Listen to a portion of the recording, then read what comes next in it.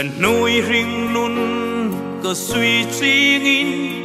nun ru nei reng nei lâu cả ta ding a cả ring sung hi lom na cả nei no cả môi tung na le cả fel tung na Krista sang si lo vi nun solum le nun be dong Krista trang lo va nun mang hi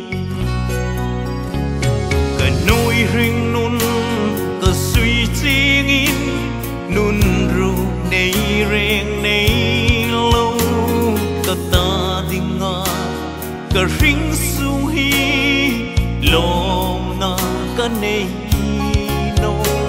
cả môi tung na le cả fel tung na Krista trang si lo vi nun solum le nun be dong Krista trang lo va nun mang hi ring nun mùi le trao ta kim mang ai tu in mang sanin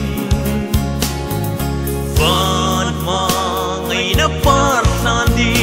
lali su na cầu dinh che cần lao thâu la har su pro tin van câu na đông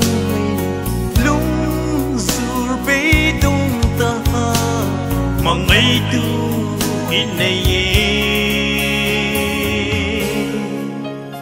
mang ngày tu Isu cần ngài che mệt rồi tu ni ro ta dang suy cần nuôi riêng nun ta suy chi nghìn hiểu việc này reng này lâu tin mong na le chẳng cái na re không hi ka nei no ka môi tung na le ka fel tung na Krista sang si lo vi mi ma ngai tu ka lalun ne ki chang lo vi nun hi ka zoom no ring nun mùi le trao ta kim mang ai tu in mang sanin van ma ngày na par san di lali su na cầu dinh che gần lao thâu la har su pro tin van câu na đông lung sur be đông ta mang ai tu in này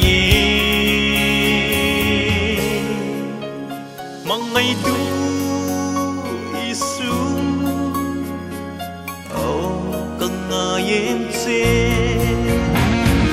mệt rồi tu ni ro ta dang suy